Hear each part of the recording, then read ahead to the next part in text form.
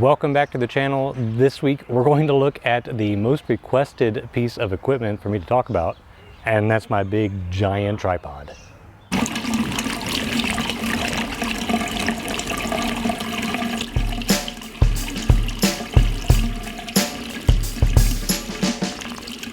So this is the Manfrotto 161MkII tripod. It's what I use for my 8x10. I don't really use it for anything else. I used to have a Rise? I don't know, the big wooden one. And it was the Model A with the photoplane head, which is an order head. And I tried for years to love that tripod. Everybody says it's the best, you love it, and you gotta get it. But it just didn't work for me. So I started to look for a replacement, and I wanted one that could get really, really tall. So I found this one. And all my tripods had been Manfrotto before, so getting this thing was just a no-brainer for me. So this is it. It is a very large aluminum tripod. We're going to weigh it here in a minute and see how much this thing weighs.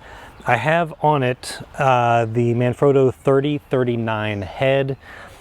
I'm not really in love with the head. It's tall, so it raises the center of gravity quite a bit, and it's also very heavy. We'll weigh that separately.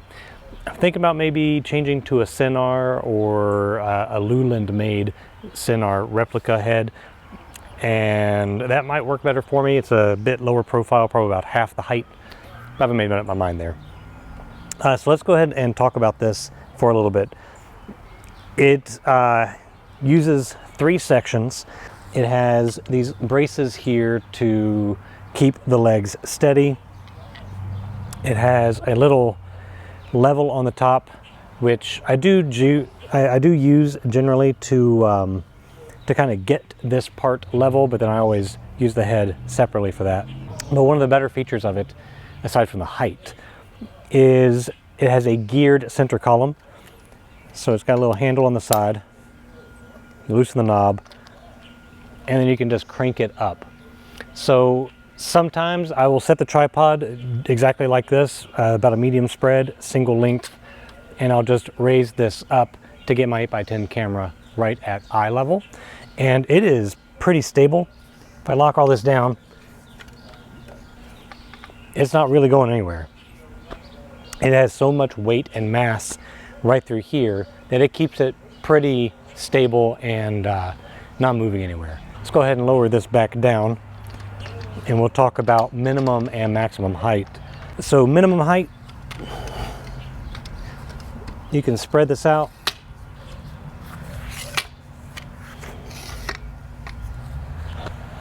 And it's a little less than 2 feet to the top of the tripod head. Lower if you attach the camera straight to that. I can't attach my camera straight to the tripod without a head because my camera does not have a 3/8 inch tripod mount. It only has a 1/4 inch. The feet, if you need them to do so, and we'll extend this out here, they have rubber feet on the ends, but spikes if you just screw and unscrew the tripod foot. So very handy to not have to carry anything separate. You don't have to put them on and attach them. They're right there all the time. The biggest draw of this, however, is of course the height, and that's, I know, what you all want to see because that's what made you notice this in my videos. Yes, it's a big tripod on its own. You can see it, just the tripod part comes up to about my navel. I'm 5'9". This adds about another 6 inches on top. The length is raised with these knobs. It is knob, not flip lock style. So we'll just go ahead and pop these up. You know what, I'm going to go ahead and put the feet out so we can grip the ground here since we're in my backyard. And you can see, just extending the second level, I'm already significantly taller than me. So this is about the height that I use it normally. Well, not the height, but the extension. and what you would have seen in my videos if you were watching the other day. And so to get a nice big stable spread, and there we go. So this is about the height that I would use it. I've got a big wide base, and this isn't going anywhere. This is big, it's strong, it's stable. Lock these down, and now if I move locations, I can just lift it up and take it where I need to. So let's go ahead and extend the next set of legs and get it way up there. So we'll unlock our brace. Let's flip it back over.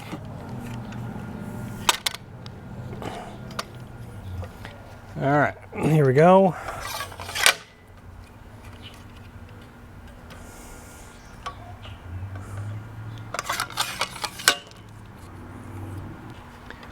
And I'm going to take some steps backwards so you can see everything. Let's see how high we can get. And you know what? Before we do that, let's raise our center column, shall we? I mean, we're talking about how tall this can get. Let's make it go all the way. Okay. And we're going to spread this out until it's just a steady height.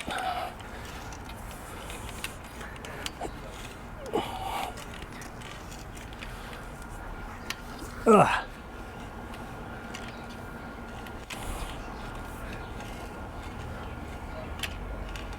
There. That's a pretty good steady base. Get this a little more level, and there we go. So, how high is it? Well, I'm 5'9". That's where this goes. 5'9".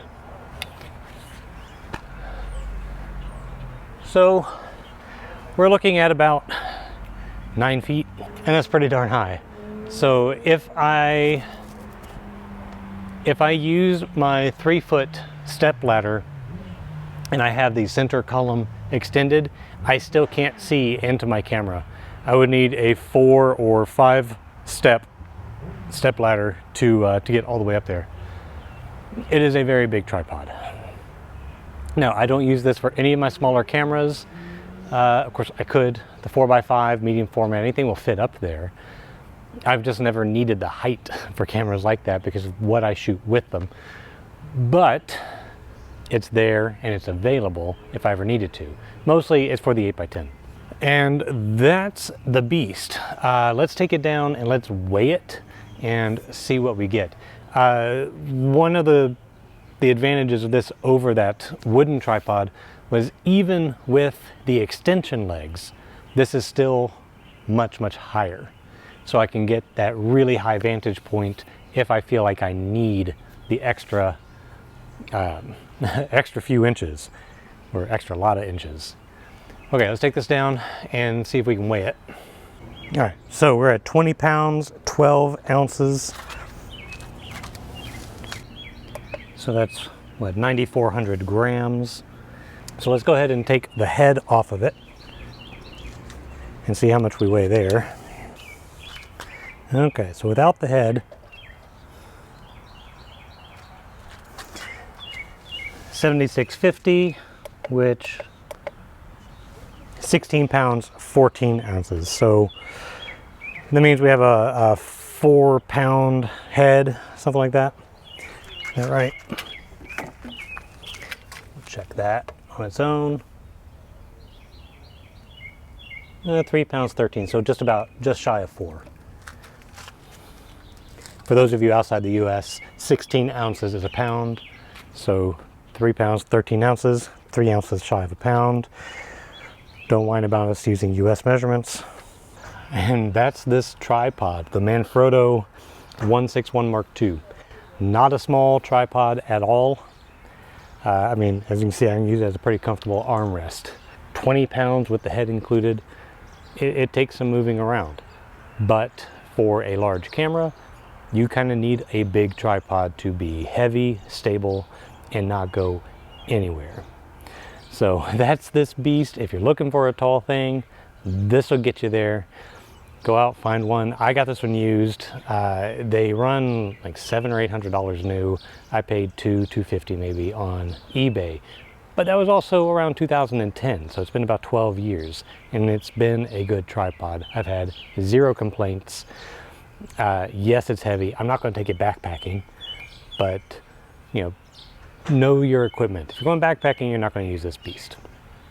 If you are, you're going backpacking with a mule to carry it, or a teenage kid that you can make carry your stuff. So that's it. If you need something big like this, go find one. All right, we'll see you next time.